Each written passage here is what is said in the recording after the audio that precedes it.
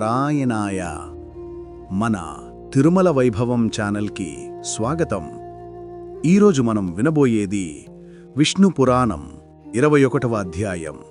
ఇది భక్తి, సేవ, త్యాగం కలిసిన అత్యంత పవిత్ర ఘట్టం. భరతుని అయోధ్యాగమనం, రాముని పాదుకా పట్టాభిషేకం మరియు నందిగ్రామంలో ధర్మపాలనా కథనం. భరతుడు కేకే రాజ్యంలో ఉన్నాడు. ఒకరోజు కలవరపరిచే వార్తలందాయి. అయోధ్యలో మౌనం, ఉత్సవాల స్థానంలో దుఃఖం, ప్రజల ముఖాల్లో కన్నీర్లు, శబ్దరహిత వీధులు. ఆయన గుండెల్లో భయం పుట్టింది. అయోధ్య చేరుకున్న భరతుడు తండ్రి మరణవార్త విన్నాడు. దశరథ మహారాజు రామా రామా అని పిలుస్తూ ఆఖరి శ్వాస విడిచాడు. భరతుడు కౌసల్య, సుమిత్ర, కైకేయి సమక్షంలో కూర్చున్నాడు. కైకేయి తన తప్పు వివరించింది. నాన్నా, నీకిచ్చిన వరాలను నేను తప్పుగా వినియోగించుకున్నాను. రాముడు వనానికి వెళ్ళిపోయాడు అంది. భరతుడు ఆ మాట విని చలించిపోయాడు. అమ్మా, నువ్వు తల్లి కావలసినది కాదు, నువ్వు నా తండ్రి హృదయాన్ని విరిచావు అన్నాడు. తన తల్లి పాదాలను తాకి కన్నీళ్లు పెట్టుకున్నాడు. నీ తప్పు నా భారం, దాన్ని నేను సరిదిద్దుతాను. మంత్రులు రాముని స్థానంలో భరతుని సింహాసనారోహణకు సిద్ధమయ్యారు. కాని భరతుడు గట్టి నిర్ణయం తీసుకున్నాడు. నేను రాముడు బ్రతికున్నంత వరకు నాకు రాజ్యం అవసరం లేదు.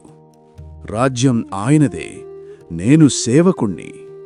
ఆయన రాముని వద్దకు వెళ్ళి విన్నపం చెయ్యాలని నిర్ణయించాడు. సైన్యంతో, మంత్రులతో, వశిష్ఠ మహర్షితో, కౌసల్య, సుమిత్ర, కైకేయి తల్లులతో కలిసి భరతుడు చిత్రకూట యాత్ర ప్రారంభించాడు. ప్రయాణంలో మొదటగా శృంగవేర వద్ద నిషాదరాజు గుహను కలుసుకున్నాడు. భరతుని వినయాన్ని చూసి గుహ ఆనందంతో రామకథ వివరించాడు. నీ అన్న రాముడు ఇక్కడ గంగను దాటి చిత్రకూటానికి వెళ్ళాడు అన్నాడు. రామపాద సేవలో జీవితం గడిపిన గుహ కన్నీళ్లతో నమస్కరించాడు. తర్వాత వారు భరద్వాజ మహర్షి ఆశ్రమం చేరుకున్నారు. మహర్షి వారిని ఆశీర్వదించి అన్నాడు, భరత, నీ హృదయం పవిత్రం. రాముడు ధర్మం కోసం అడవిలో ఉన్నాడు. వెళ్ళు, కాని ఆ ధర్మాన్ని వ్యతిరేకించకుము. అతడి సంకల్పం లోకహితం కోసం. చిత్రకూటం చేరినప్పుడు రాముడు, సీత, లక్ష్మణులు పర్ణశాలలో ఉన్నారు. భరతుడు రాముని పాదాల వద్ద పడి విలపించాడు. అన్నయ్య, నువ్వు రాజ్యాన్ని వదిలి వనంలో ఉంటావా? ఇది మన తండ్రికి నష్టం, దేశానికి నష్టం. రాముడు ప్రశాంతంగా సమాధానం చేశాడు. భరత, తండ్రి మాట నాకు వేదం వంటిది. అతని వాక్యమే నా ధర్మం. ఈ వనం నా యజ్ఞశాల, ఈ తపస్సు నా బాధ్యత. భరతుడు కన్నీళ్లు తుడుచుకుని అన్నాడు, అన్నయ్య, అయితే నీ పాదుకలను నాకివ్వు. నిన్ను ప్రతీకగా ఉంచి నేను నీ సేవ చేస్తాను. రాజ్యం నీదే, నేను నీ ప్రతినిధిని మాత్రమే. రాముడు సంతోషంగా పాదుకలను భరతుని చేతిలో ఉంచాడు. భరత, ఇవి నీకు కేవలం జతలు కాదు, ఇవి రాజధర్మానికి సంకేతం. ఇవి నీకు శక్తినిస్తాయి, సత్యంలో నిలబెడతాయి. భరతుడు ఆ పాదుకలను తలపై పెట్టుకుని నమస్కరించాడు. భరతుడు తిరిగి అయోధ్యకు రాలేదు. నందిగ్రామమనే గ్రామంలో తాత్కాలిక రాజ్యస్థానం ఏర్పరిచాడు. అక్కడే పాదుకలను సింహాసనంపై ఉంచి తాను నేలమీద కూర్చుని రాజ్యం పాలించాడు. రాముని పేరు నామస్మరణగా, ప్రతి నిర్ణయం రామవాక్యంగా. ప్రజలు భరతుని పాలనలో ధర్మం, సమానత్వం, శాంతి అనుభవించారు. భరతుడు ధర్మంలో రాజు, అధికారంలో సేవకుడు, ప్రేమలో భక్తుడు. ఈ అధ్యాయం సారం: భరతుడు మనకు నేర్పుతాడు, నిజమైన నాయకత్వమనేది సేవలోనే ఉంటుంది. రాముడు చూపిస్తాడు, ధర్మం ముందు ప్రేమ కూడా కట్టుబడాలి. పాదుకలు చెబుతాయి, శక్తి సింహాసనంలో కాదు, విశ్వాసంలో ఉంటుంది. గుహ భరద్వాజులు బోధిస్తారు, సత్సంగమే ధర్మానికి దారి చూపే దీపం. ఇది విష్ణు పురాణం 21వ అధ్యాయం, భరతుని ధర్మ నిర్ణయం, రాముని పాదుకా పట్టాభిషేకం మరియు నందిగ్రామ రాజ్యపాలన. తర్వాతి భాగంలో మనం దండకారణ్య ప్రవేశం, దండకారణ్య రక్షణ వ్రతం, విరాధ సంహారం, అగస్త్య దర్శనం మరియు శరభంగ మహర్షి ఆశీర్వచనం గురించి వినబోతున్నాం. విష్ణు పురాణం 22వ అధ్యాయం. ఇది రామకథలో అత్యంత సాహసభరితమైన భాగం. దండకారణ్య ప్రవేశం, ఋషుల రక్షణ వ్రతం, విరాధ సంహారం, శరభంగ సూటీక్ష్ణ దర్శనాలు మరియు అగస్త్య మహర్షి ఆశీర్వచనం. చిత్రకూటంలో కొంతకాలం గడిపిన తర్వాత ఋషుల సమక్షంలో రాముడు ధర్మానికి ఒక కొత్త రూపం ఇచ్చాడు. దండకారణ్యం అని విన్న వెంటనే వివిధ మునులు, తపస్సులు, యజ్ఞకర్తలు ముందుకొచ్చారు. రామా, రాక్షసులు మా యజ్ఞాలను భంగం చేస్తున్నారు, మా తపస్సుకు రక్షణ కావాలి. రాముడు తన తల వంచి ప్రమాణం చేశాడు, ధర్మం కాపాడడమే నా కర్తవ్యం. ఇప్పటి నుండి ఈ దండకారణ్యంలో పాపం నిలవదు. అతని ముఖంలో శాంతి ఉంది, కాని కన్నుల్లో అగ్ని. వారు అరణ్యంలో లోతుగా ప్రయాణం మొదలుపెట్టారు. ఆకాశాన్ని తాకే వృక్షాలు, గర్జించే జంతువులు సీతకు భయం కలిగించాయి. కాని రాముడు చిరునవ్వుతో అన్నాడు, ఇవి మన శత్రువులు కాదు, ఇవి ప్రకృతికి భాగం. అప్పుడు ఒక భీకర రాక్షసుడు ప్రత్యక్షమయ్యాడు. అతని విరాధుడు. ఆయన ఎత్తుగా, భయానకంగా, ఉరువుల్లా గర్జిస్తూ వచ్చాడు. సీతను నా భార్యగా తీసుకెళ్తాను అంటూ రామలక్ష్మణులపై దాడి చేశాడు. భీకర యుద్ధం జరిగింది. రాముడు, లక్ష్మణుడు బాణాలతో విరాధుణ్ణి బంధించారు. తరువాత రాముడు ధర్మపాఠం చెప్పారు. శత్రువుని చంపడం కాదు, చెడు బుద్ధిని సమాధానం చేయడం ధర్మం. విరాధుడు శాపమోచనం పొంది దేవలోకానికి చేరాడు. తరువాత వారు శరభంగ మహర్షి ఆశ్రమానికి చేరుకున్నారు. శాంత స్వరూపైన ఆ ముని ఆత్మార్పణ యజ్ఞం చేస్తున్నాడు. రాముణ్ణి చూసి ఆనందంతో అన్నాడు, నేను ఈ లోకాన్ని విడిచి వెళ్లే ముందు నిన్ను దర్శించాలనుకున్నాను. ఇప్పుడు నా యజ్ఞం పూర్తయింది. అతడు తన దేహాన్ని అగ్నికి సమర్పించి బ్రహ్మలోకానికి చేరాడు. ఆ దృశ్యం చూసి సీత కళ్ళల్లో నీళ్లు దూశాయి. రాముడు మెల్లగా అన్నాడు, సీత, ఇది తపస్సు యొక్క పరమావస్థ. శరీరం నశించిన ఆత్మధర్మంలో నిలుస్తుంది. తరువాత వారు సూటీక్ష్ణ మహర్షి ఆశ్రమానికి వెళ్లారు. ఆయన రాముణ్ణి నమస్కరించి మృదువుగా అన్నాడు, దక్షిణ దిక్కుకు వెళ్లి అగస్త్య మహర్షిని దర్శించు, అతడు నీకు దిశానిర్దేశమిస్తాడు.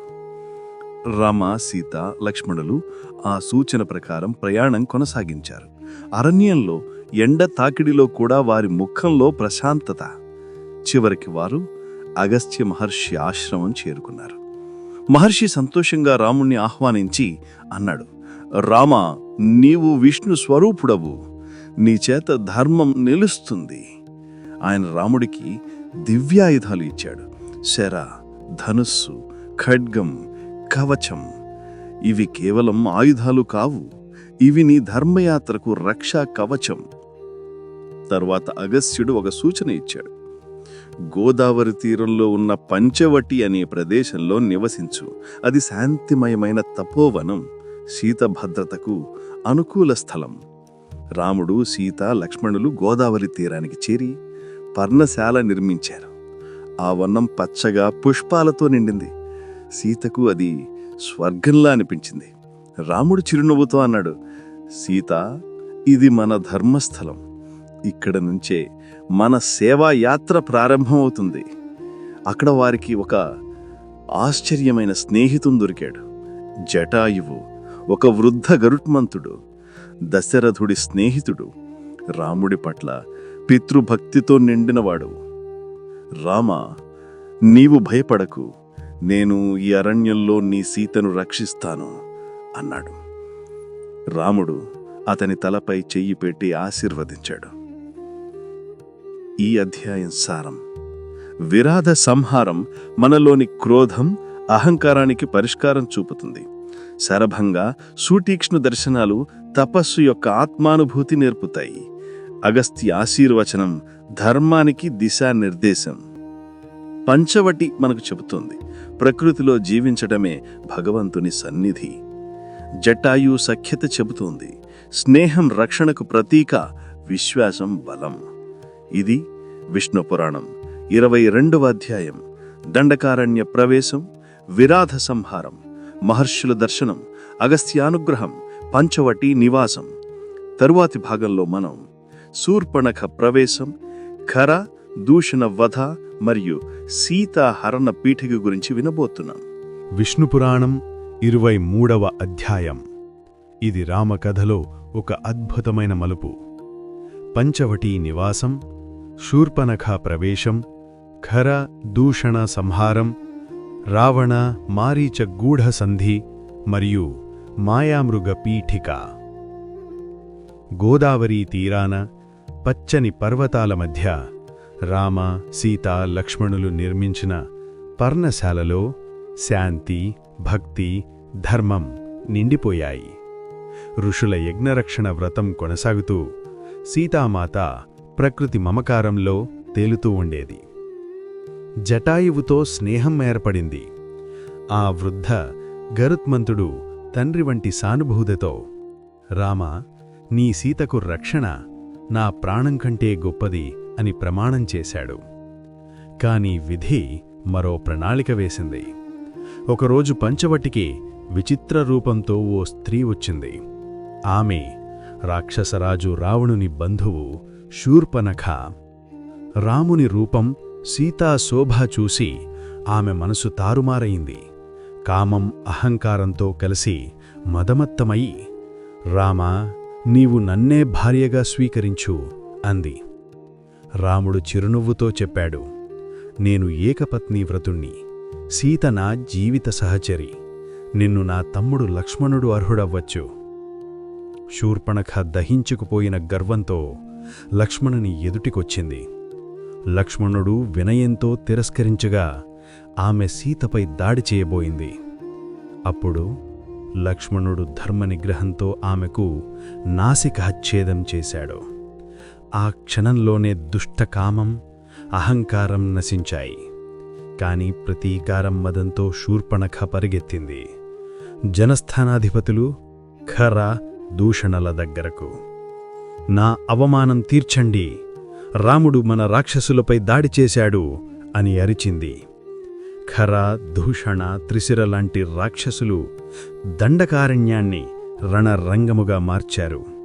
14,000 రాక్షస దళాలు రామునిపై దాడి చేశాయి. దేవతలు ఆందోళనలో మునిగిపోయాయి. అయితే రాముడు ధర్మసింహంలా నిలబడి అన్నాడు, ధర్మానికి వ్యతిరేకమైన దుర్జన బలాన్ని ఒక్క రామబాణమే నాశనం చేయగలదు. ఘోర సంగ్రామం జరిగింది. ఆకాశం బాణాలతో నిండిపోయింది. అంతలో రాముడు ఖర, దూషణ, త్రిశిరలను సంహరించాడు. ఋషులు సంతోషంతో జయ జయ రాఘవ అంటూ గానం చేశారు. ఆ దండకారణ్యం తిరిగి పవిత్రమైంది. అయితే ఒక రాక్షసుడు ప్రాణాలతో తప్పించుకున్నాడు, అకంపన. అతడు లంకాకు చేరి రావణుని వద్ద అన్నీ వివరించాడు. రాముడు సాధారణ మానవుడు కాదు, అతనిలో దివ్యశక్తి ఉంది. తన ఒక్క బాణంతో 1000 రాక్షసులను సంహరించాడు. అది విని రావణుడు కోపంతో రగిలిపోయాడు. కాని సీతా సౌందర్యం వర్ణన విన్నాక కామము అతని మనసును దహించేసింది. కామం, కోపం, అహంకారం కలిసిన ఆ క్షణమే లంకా పతనం మొదలైంది.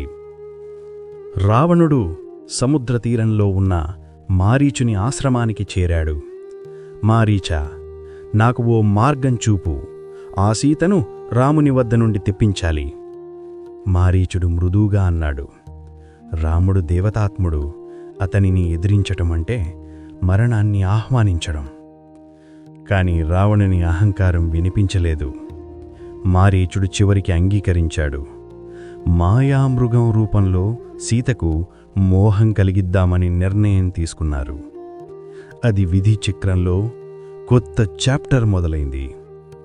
తరువాయి ఉదయం పంచవటీ సమీపంలో సువర్ణమృగం మెరిసింది. సీతామాత దాన్ని చూశాక మంత్రముగ్ధురాలయ్యింది.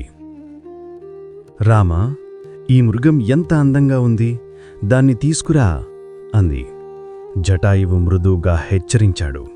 మాతా, అరణ్యంలో ప్రతి మెరుపు వెనుక మాయ ఉంది. కాని విధి ఎవ్వరినీ ఆపదు.